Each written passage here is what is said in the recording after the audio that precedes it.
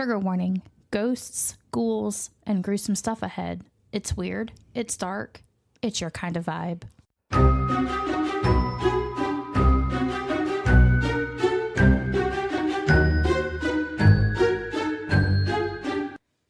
Welcome to Haunted and Homicidal, the podcast where true crime meets the paranormal.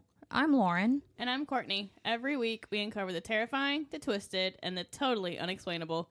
Lock your doors and grab your sage. Because things are about to get haunted and homicidal. Hey guys. What's up? Technical difficulties again today. Like, we just cannot get it together. I don't know what's happening. I don't know what's happening. And I don't touch the Vocaster, like, during the week, especially this past week, because I haven't been in here in my office because I have been off. Mischa, you're about to wear the cone of shame if you keep it up. Just put it around your head so you can't get to your neck. She said, no. No, thank you. Yeah. Like a baby? So, I hope everybody had a good... Leave it alone. Mischa. Me. Stop it. We're about to declaw you. Just. I'm gonna go get the microwave.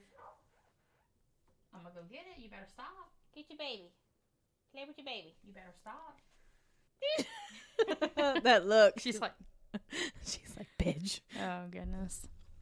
Yeah. So, I hope everybody had a good New Year's Eve, New Year's Day. I had way too much. You what? I drank way too much. Oh, you drank way too much. I ate way too much. My sister was like, let's take shots. And then so she's pouring shots. Of course, my ass gets the tall glass. So that's 2 shots of vodka. Oh Lord. Ugh. No, I've got wine, but did not drink it. I'm not a big drinker anymore. Like, I'm not either. I don't drink that much. Yeah, I don't really drink at all, but you know, I was thinking like wine and tacos one night to record, but I don't think I'm going to make it. That's like my drinking level that's like all the drinks I'm drinking this year. That's my I drank like one little glass of wine and I was fucking out at like 6 p.m. Like, well, wine makes me sleepy anyway, so I don't drink wine. I don't know. I don't normally drink wine, but I got the sangria and it was pretty good. So that is that. And it is the thing. The thing. Yeah. So, like, sorry for last Thursday. I know the episode came out super late. That's because I spaced out and thought I had edited it and posted it, scheduled it for it to pop up on time. But my husband was like, hey, you know, your podcast didn't come out today. And I was like, of course it's your husband that noticed. Yeah, he noticed. I would have never have known if he hadn't said something about it. And I was like, no, it should be out. And he's like, I'm telling you it's not. So I'm like, well, maybe I accidentally scheduled it for a different day, a different time. No, I didn't even edit it. It wasn't even edited. I didn't post it. So it was late, but I got it out to you guys. Trying not to do that in the future. The only excuse I have is that I was off of work since last Wednesday. And, not last Wednesday before last, like Christmas Eve. I've been off work since Christmas Eve. So I don't come in my office unless I absolutely have to. And that's the only excuse I've got is I just didn't want to be in my office doing anything. So I wanted time away from my office because I'm in here all day, every day, you know, the majority of the time. And I needed that break. Like, I feel claustrophobic in here sometimes. So I just didn't want to be in here. And I thought I had time to do stuff, but I didn't. So sorry about it. You good? I don't know. I'm like really tired. And I drank like a really big coffee today too. But it's like the instant coffee. So I don't even think it's like real coffee. What time did you go to bed? Mm-hmm. I don't know. Yeah, I didn't finish this until like 2 o'clock. Yeah, I wasn't doing that. Well, we went to Hattiesburg, so. Yeah, I wasn't doing that. That's why I got in here yesterday. Like, I didn't want to, but I got in here and did that, and then I edited the episode that comes out tomorrow. You know, and then I'll do We went to the Lucky Rabbit. Today we are going to talk about Cassie Jo Stoddart. Some of you may have heard of this before. Some of you may not. If you guys listen to true crime podcasts, usually, you probably have heard this story. That's where I heard it. I don't really remember seeing it, you know, on the news but again, it's been almost 20 years. So I don't really remember too much of 2006. I was pregnant in 2006, getting ready to have my first baby. So like, I really wasn't, looking at the news or whatever like that. So, Cassie was born December 21st of 1989. She is a Sagittarius. She is the last day of Sagittarius, so she is on that cusp. Oh. Yeah. Of Sagittarius and I think Aquarius. Oh, okay. I think. So there's that. She was born in Pocatello, Idaho, to Anna Stoddart, and her father's information was like not reported. Like, I'm sure she has a father, and there's like, I don't know, but in all the news reports and everything, he was not really ever mentioned. Even after what happened, he wasn't mentioned. Oh. So she did have 2 other siblings. Cassie was the middle child. She had an older sister, Christy, and a younger sibling, Andrew, brother, obviously. Christy was about 7 years older than Cassie, and Andrew was about 18 months younger. So, she and he had a closer relationship because they were, you know. That's how it was for my sister and my brother, because they're only 14 months apart. Yeah, so, I mean, they're closer in age. Yeah. All of my kids are like 2 years apart. So I've got 18, 16, 14, It's cold. Yeah, I had to turn it on because it was hot earlier. And usually I'm not cold. Oh, you're right under the vent and I've got it on like 74. Oh, that's probably why. Yeah. Yep. Even though there was that 7-year difference between Christy and Cassie, they were still also close, but she was just closer with Andrew just because of the age difference. Some sources say that the family was very supportive of each other and very tightly knit, which good. Yeah. Because we don't normally hear stories of families like being tightly knit and supportive. There's always some kind of conflict, either between the siblings or the parents and the siblings or the parents. Cassie was described as a responsible, high-achieving student. She had straight A's and was very well-liked and popular. She was interested in art and music and was planning on attending college after she graduated high school. She was often described as sympathetic, easygoing, and strong-willed, but preferred calm, creative activities rather than like anything sporty or outdoorsy. Yeah. She preferred to read or just listen to music and draw. Just simple, small little things. And it's not to say that she wasn't active. She just, in her downtime, she liked to read and draw and stuff like that. So on September 22nd of 2006, Cassie was house sitting for her aunt and uncle, who was the Contreras family, at their home on Whispering Cliffs Drive in northeast Bannock County, again, Idaho. Mm-hmm. Caring for the family's pets while the aunt and uncle were away. They went on like a little mini vacation, and they trusted her. Yeah. She was responsible. So they're like, hey, can you house sit for us? We'll pay for you. Or we'll pay you for it. Yeah. And they were only gone for like 3 or 4 days. Like they left like Thursday and they were coming home like Sunday or Monday. Yeah. So she agreed to that, a little way to make a little extra money, and she didn't mind being at her aunt's house. She was away from her siblings, her parents. Mm-hmm. She got to do her own thing. And she was responsible. So, her parents were like, yeah, cool. We know she's not going to throw a big party or have like anybody extra over except her boyfriend. Yeah. So at this time, she was a junior at Pocatello High School and was only 16. Her boyfriend, Matt Beckham, who was also 16, arrived at her aunt's house around 6 p.m. so they could hang out for the night, watch movies. Mm-hmm. Shortly after, Brian Draper, who was born March 21st of 1990 and an Aries. I'm giving you these dates of birth so you can understand how young these people were. Okay. Yeah. So they were 15 at the time. Okay. And Tori Adamczyk, he was born June 14th of 1990, was a Gemini. They stopped by the house to hang out. All 4 teenagers were friends at school, so it wasn't something unusual. They were not like barely friends or acquaintances. Yeah. They were friends at school. So Cassie, being a good host, showed them around the house, including the basement, and the group spent some time together, eating, watching movies. They started to watch Kill Bill Volume 2, but a couple hours or a little while into it, Draper and Adamczyk were like bored and they didn't want to watch it anymore. So they told Cassie and Matt they were going to leave to go see a movie in town. Instead of going to the theater, Draper and Adam Chick went to a nearby street, parked, and changed into dark clothing and masks, which were white painted masks, concealed under their normal clothes. So they changed into these black outfits and put their normal clothes back over it so they didn't seem suspicious for whatever they were getting ready to do. They were carrying knives they'd obtained earlier in the evening, one dagger-type blade and the other a hunting knife that had been purchased at a pawn shop, again, earlier that day. These were not things that they already owned. Draper and Adam Chick returned to the neighborhood where Cassie's aunt's house was and quietly entered the house through the basement door.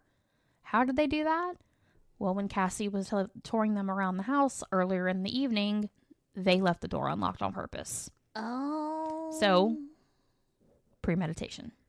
Them bitches. Yes. Once inside, they tampered with the power at the circuit breaker, turning the lights off and on in hopes that Cassie or Matt would investigate by going downstairs because that's where the breaker box was. They made noise and attempted to lure them into the basement, but Cassie and Matt did not investigate and stayed upstairs. Matt did notice that one of the dogs kept staring down the basement stairs, periodically barking and growling, so the dog knew something was up and that it was happening downstairs. Yeah. Matt and Cassie were like, we're not fucking with that. Smart move. You know. Cassie became uneasy, so Matt called his mom to ask if he could spend the night with Cassie, but his mom said, like, no, we're not doing that. Like, I trust you, but I don't trust you. You guys are 16. So both of them encouraged Cassie to leave with him to stay at their house and be brought back in the morning. But because she felt a duty to care for her aunt's pets and the house, she declined. She was like, no, I really have to be here for this. So around 10:30 p.m., Matt's mother arrived and picked him up. Matt spoke briefly on the phone with Adam Chick to see where they were to possibly meet up and hang out.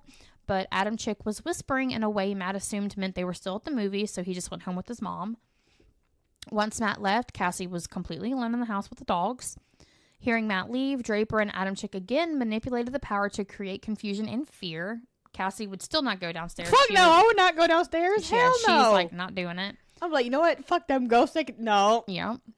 So the suspects then moved upstairs, slamming a closed closet door at the top of the stairs in an attempt to scare Cassie. They found Cassie laying on a living room couch. She said, fuck that. Yeah. Draper, armed with a dagger-style knife, and Adam Chick with the hunting knife, approached and stabbed Cassie multiple times, about 30 stab wounds in total, 12 of which were fatal. What the fuck? The boys left the house and returned to their vehicle. So Cassie's aunt and uncle returned to the house 2 days later, found her body, and called the police. So, like, here's the thing. What? Why did nobody check up on this girl for 2 days? She had a cell phone. Like, nobody heard from her for 2 days. So, like, why did it take so long for them to find her? What the fuck? Yeah. I mean, yeah, like, why didn't her boyfriend, this was in, like, 2006. I mean, and I did research that to kind of see, like, why. And it was because she was, quote unquote, responsible. They knew that if she needed help, she would have called somebody. They knew she wasn't, like, having parties and people doing, but you like, would drugs think and Matt alcohol. would have checked on her after, or her own mother, or that her sister, her brother, with that shit happening. Yeah, you would have thought that someone would have tried to connect with her or contact her. Just be like, hey, did the lights keep flickering all night? And like, are you okay? But nobody did, for whatever their reasons were. Nobody did. So her body was not found until 2 days later when her aunt and uncle came back home and found her dead on the couch. Blood everywhere. Them poor dogs. Right. And had she left, they may have just killed the dogs. Ugh. Yeah. If they were intent on killing somebody or something, they may have murdered the dogs. They did not. The dogs were fine. But if Cassie hadn't been there, we don't know what would have happened. Did they say why they fucking did this shit? We're going to get there. Motherfucking bitches, I hope you rot in hell. So the responding officers encountered, quote unquote, a lot of blood, which obviously she was stabbed 30 times. Of course. And began a homicide investigation. So they knew that this was not an accident. Like, she didn't trip and fall 30 times on, like, a knife or whatever. They knew. There was also nothing stolen, no furniture overturned. So they knew that this was not a random attack. It wasn't just a robbery gone bad.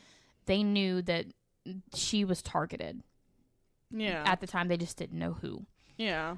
So the police briefly considered other suspects, such as Cassie's mom's boyfriend and her own boyfriend, Matt, because fingerprints or last sightings made them persons of interest. Cassie's mom's boyfriend's fingerprints were actually found on the circuit breaker itself. Yeah. But upon investigation, it was determined that he had done some electrical work at the residence a few months prior, which the Contreras family, her aunt and uncle, corroborated. They're like, yeah, he did work on that. That's why his prints are there. And same with Matt. You know, his prints were there because he was there. Matt confirmed that the lights had been flickering on and off while he was present at the home. His mom confirmed that she did hear Cassie's voice as Matt was leaving from the home when she picked him up. So she's like, you know, I didn't see her, but I heard her saying like, bye, love you, whatever. And Matt was able to pass a polygraph, and he provided an alibi, which was his mom. His story never changed, not even slightly. Like there were no discrepancies at all in his story from start to finish ever. So he was cleared as a suspect.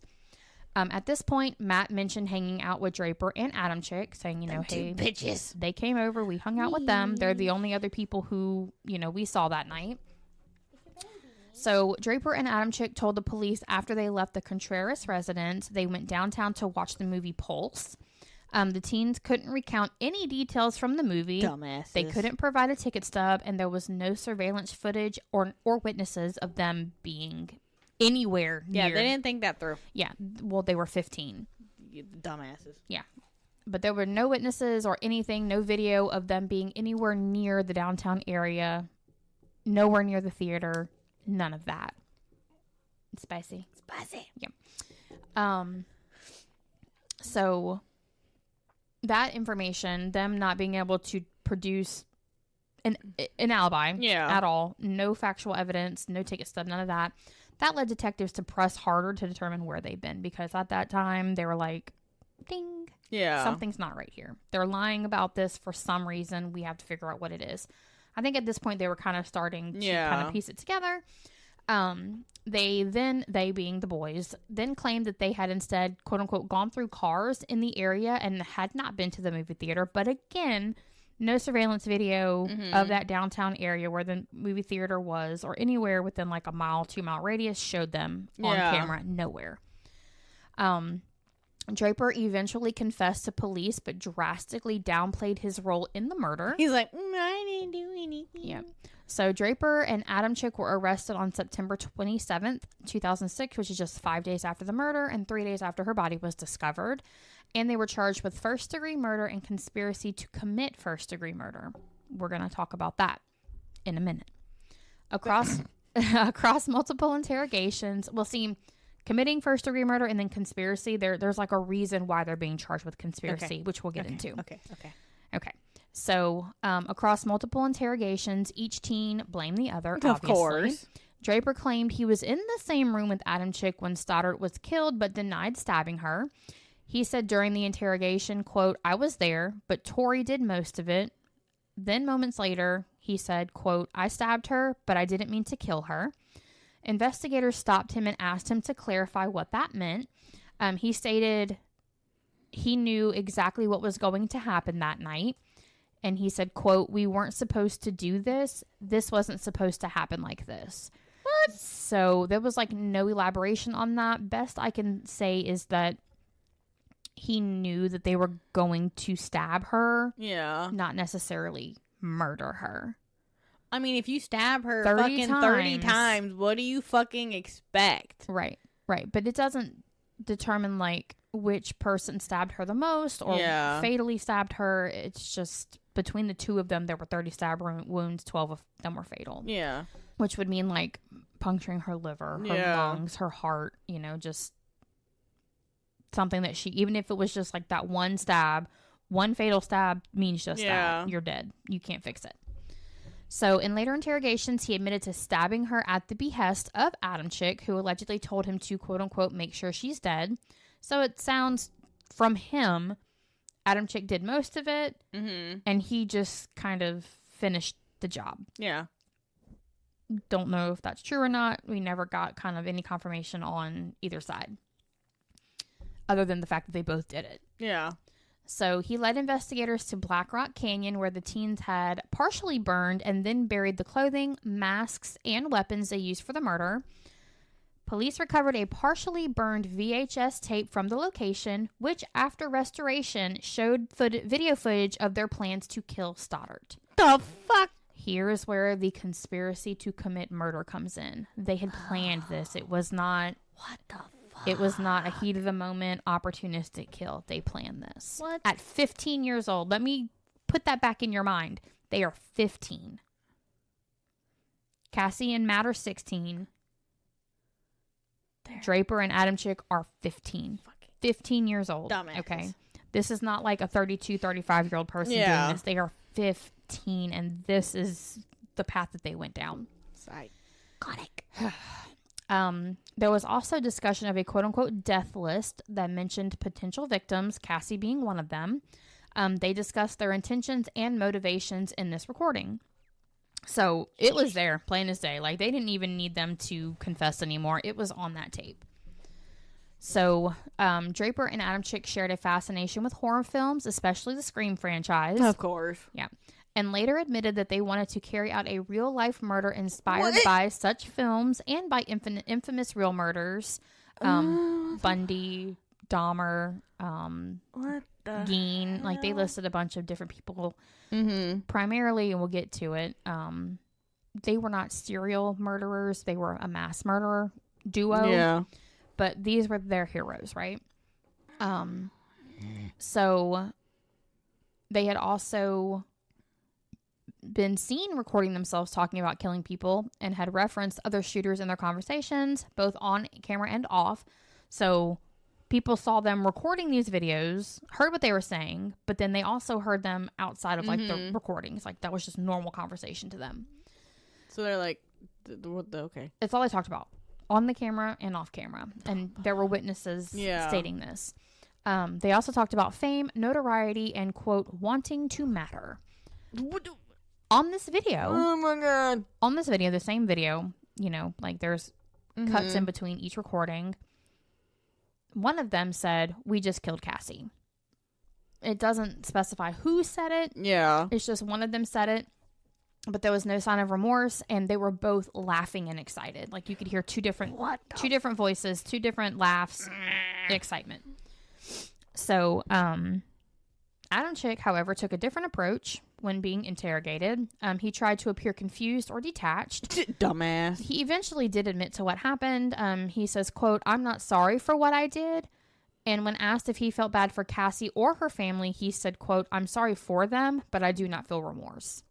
I hope. So he doesn't care that she got killed. I hope you rot in hell, you motherfuckers. It gets better. Like, he is the fucking worst, and we're going to get to that. Please tell me he gets raped and killed in prison. He is still alive. God I don't know damn if it. he's been raped, but he is still alive. He needs to be someone's bitch. He's only 35. I don't care. He needs to be someone's bitch. So, he did admit to planning the murder, and when asked why, all he said was, "We wanted to be famous." That was literally it. He wanted to be There are different ways to become famous. Yes. This is not one of them. No. But he managed it. You freaking... So, at the trial, the prosecution revealed that the two teens were inspired by Eric Harris and Dylan Klebold. If you don't know who that is, those were the shooters at Columbine. The school Seriously? shooters. They Yes. did. They were enthralled by these two people.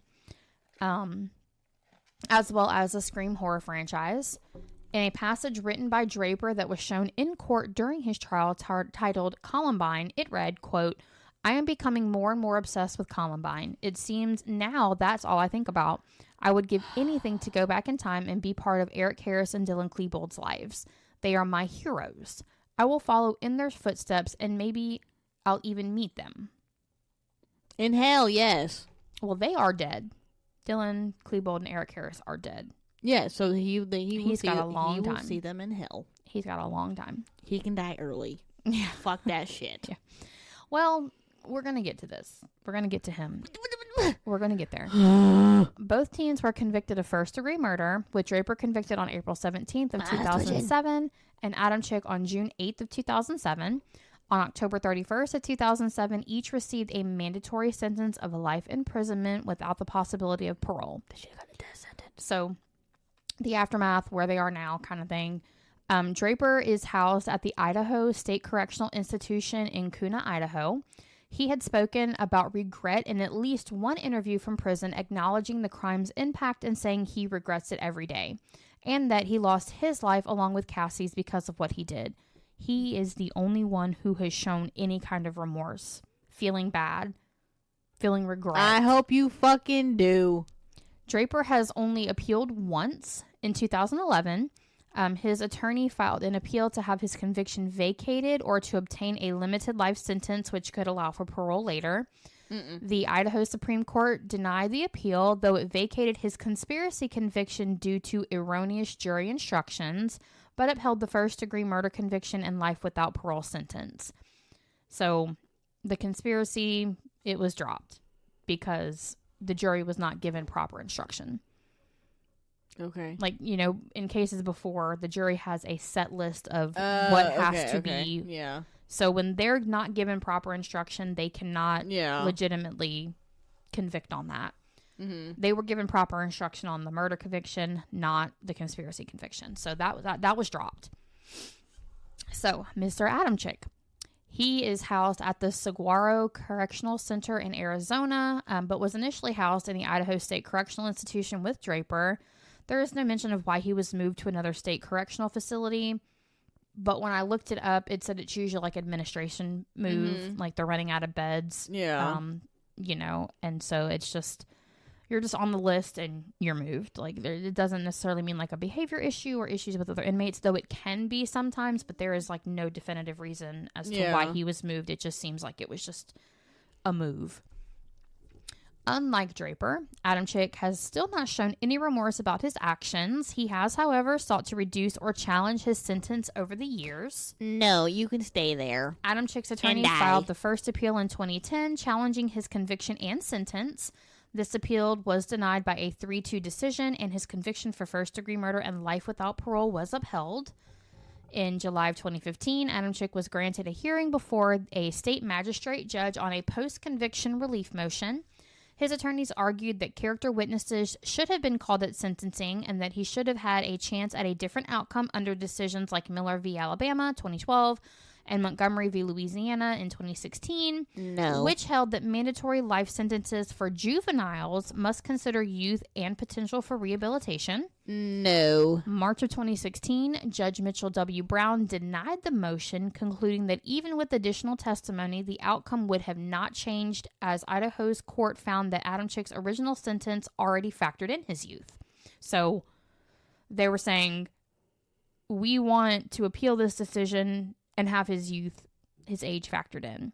His ability to be rehabilitated. He's 15. He knew what he fucking doing. Right. He don't fucking feel bad. Right. No. But they do have youthful systems now where if you are a youthful offender and you were sentenced to life or death, a lot of the time they will relook at your case and see like if it was an excessive charge.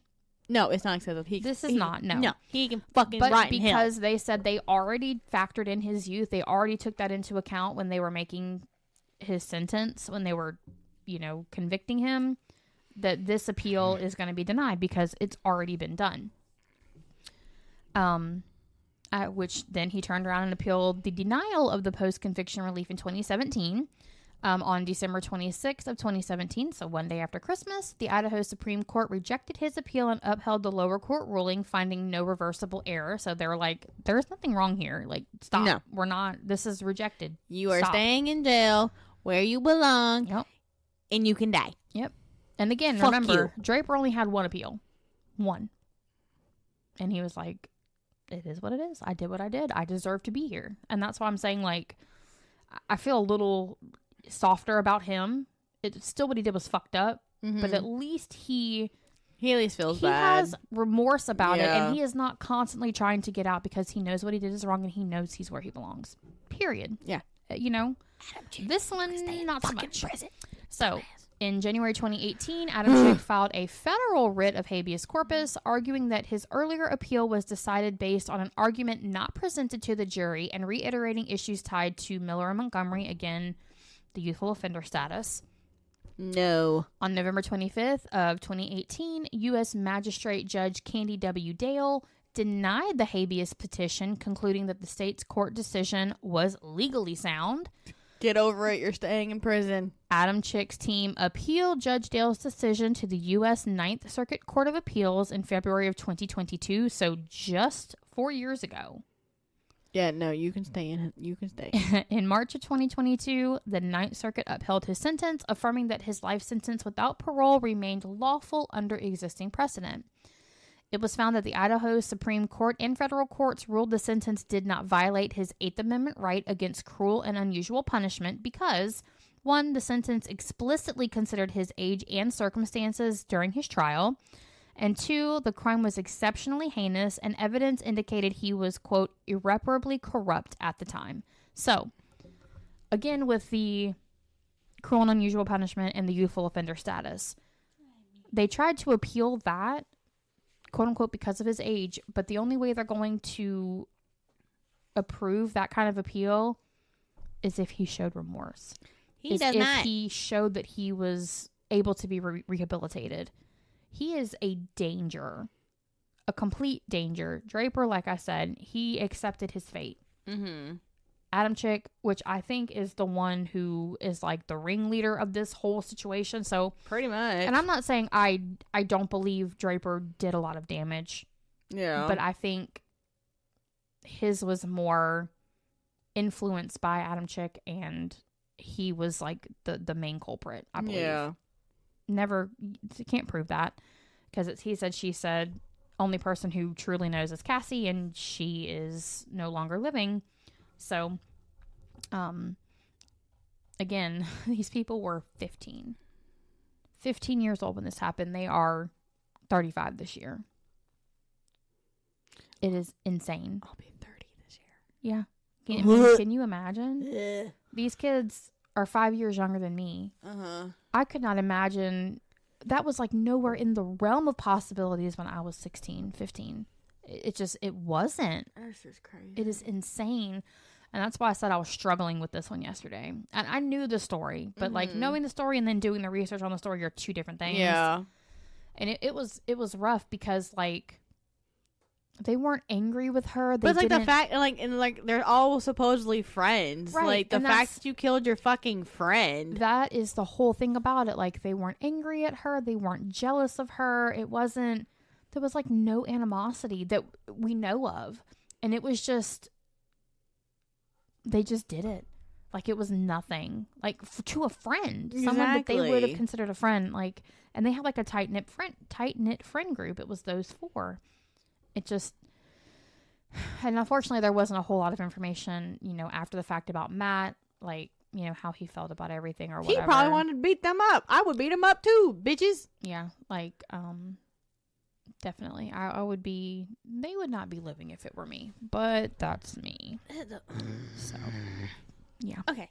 Sorry, guys. All right, so mine is unsolved. Ugh, I hate these. So I have Dorothy Jane Scott.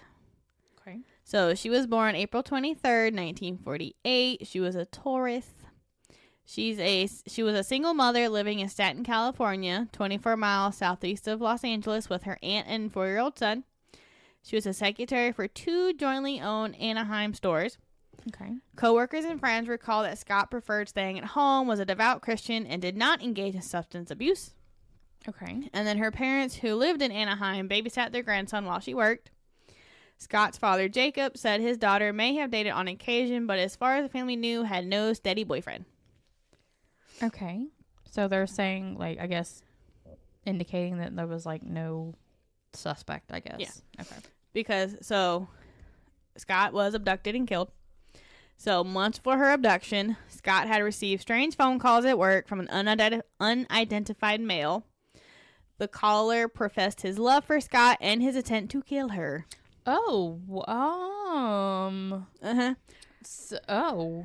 Yeah, she'd be getting all these phone calls at work. And it was like the home, same person. Same person. Okay, it wasn't like multiple people just like fucking with her.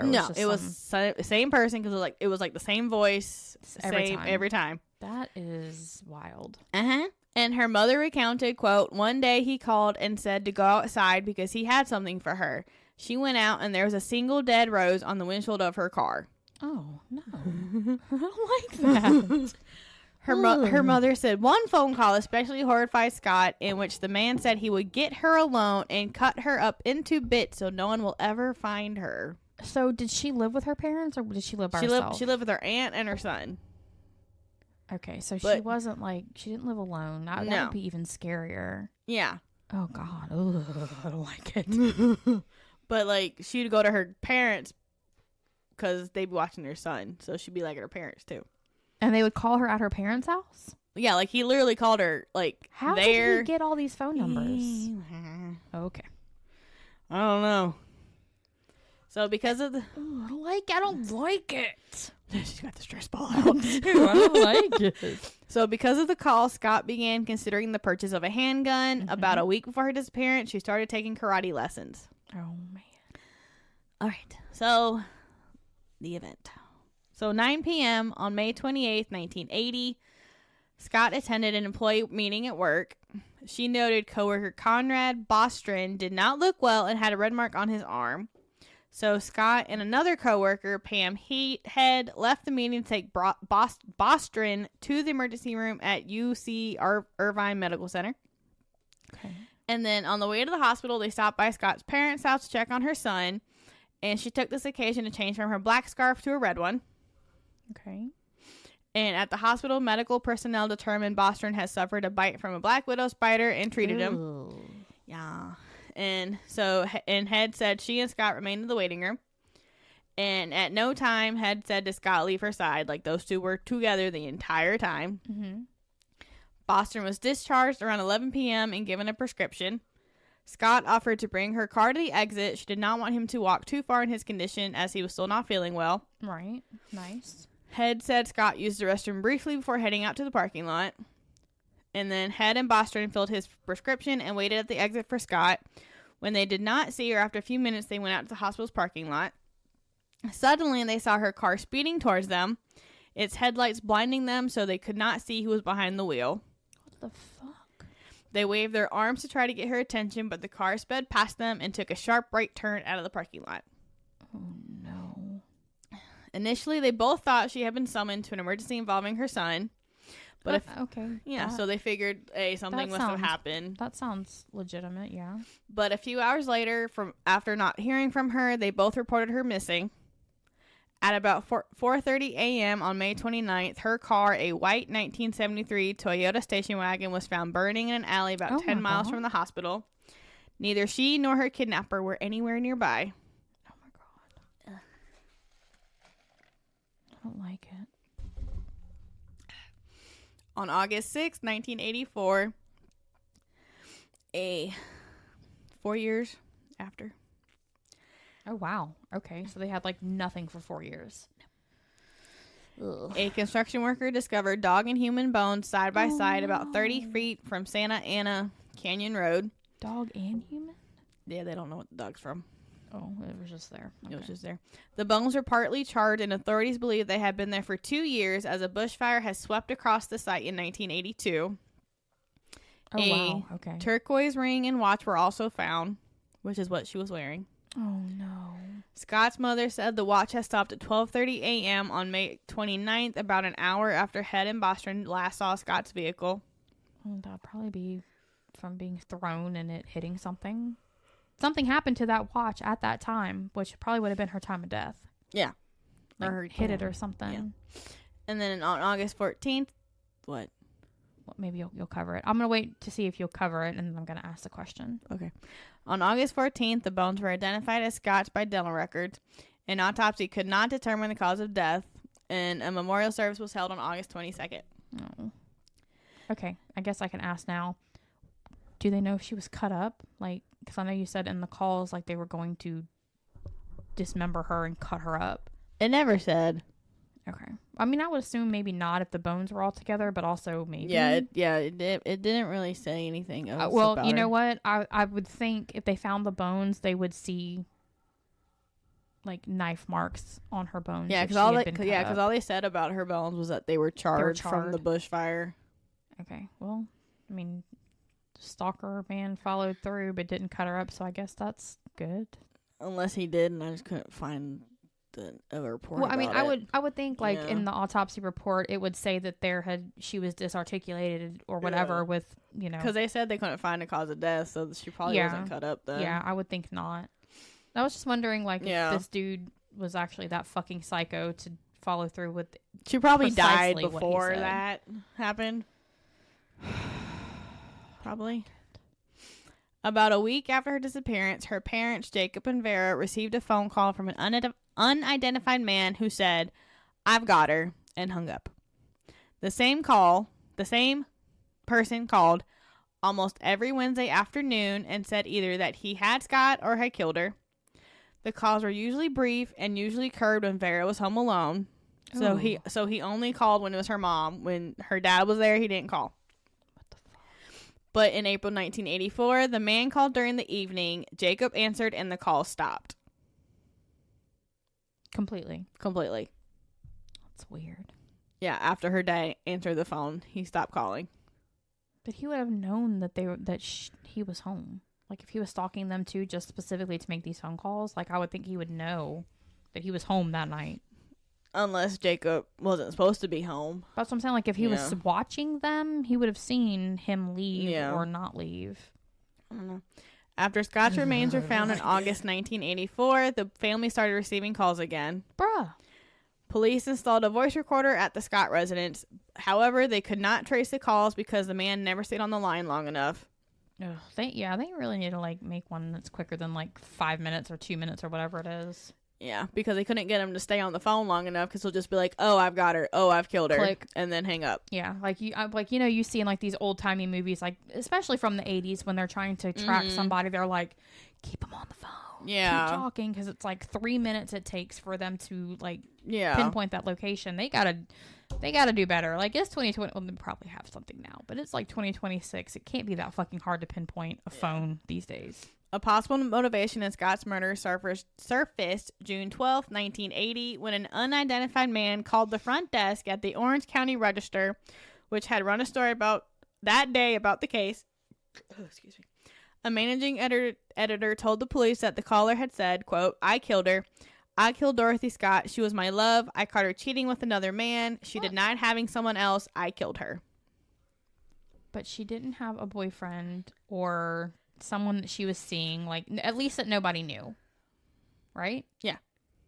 Unless he thought Bostrom was who she was cheating on him with because he saw them. Well, he took her that night. That's possible. Yeah. Like, and that's the scary thing about stalkers. They truly believe that they're having a relationship with someone who is, like, completely oblivious. Like, who was it that I covered? The bomber guy.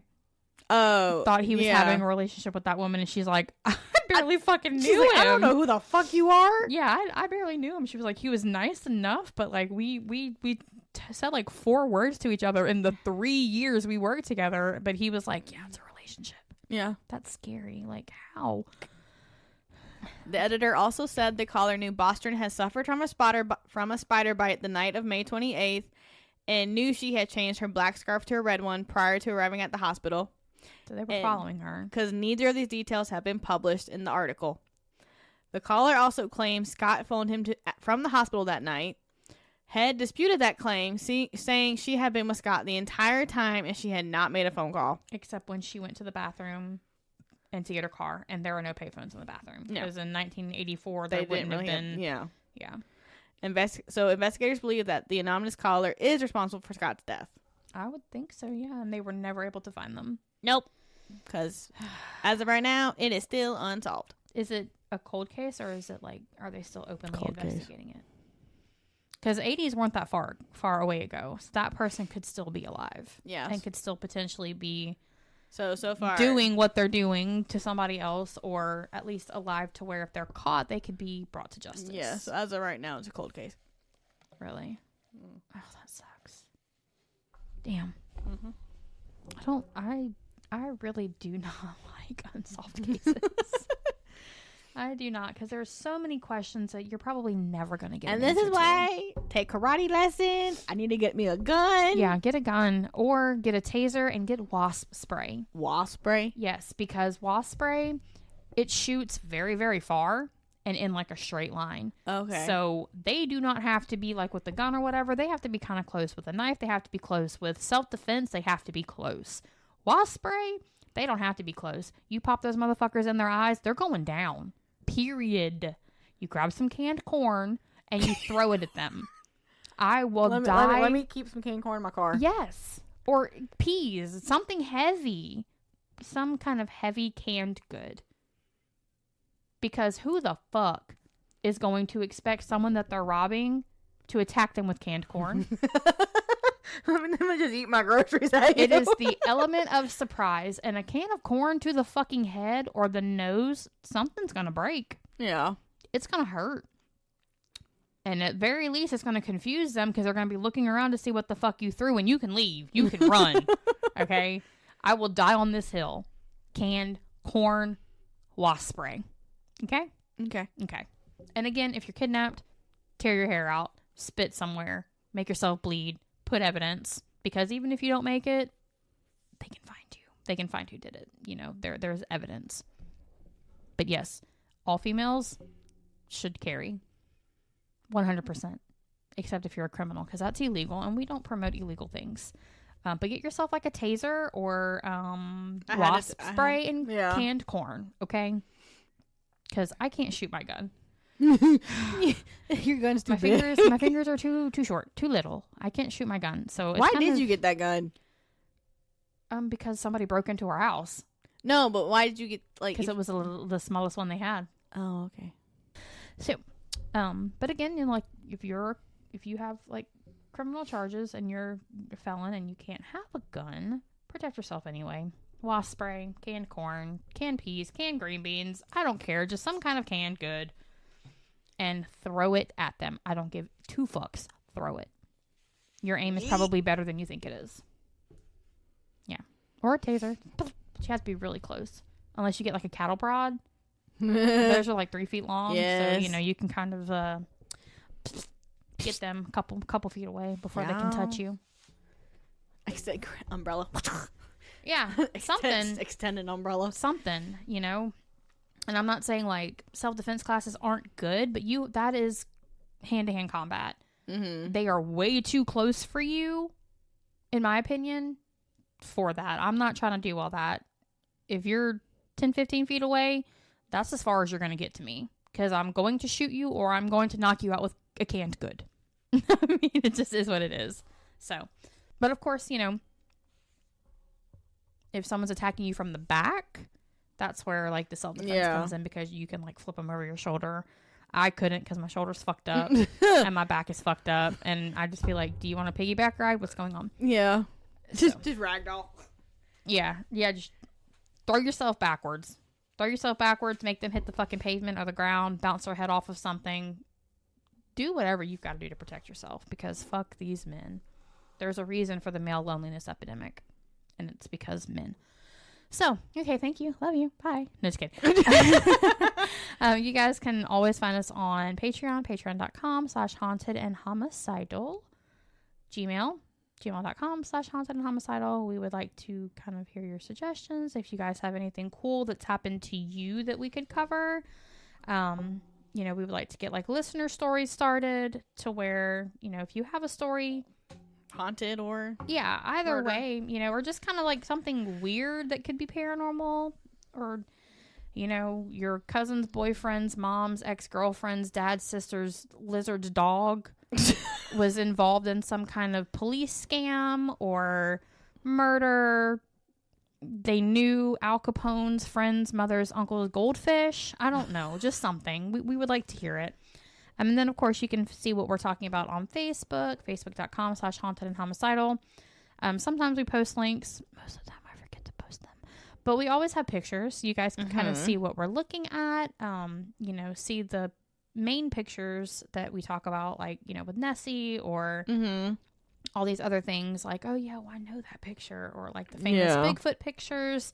You know, we do post those. Oh, I just popped something and I don't think I was supposed to. Oh, no. Let me see.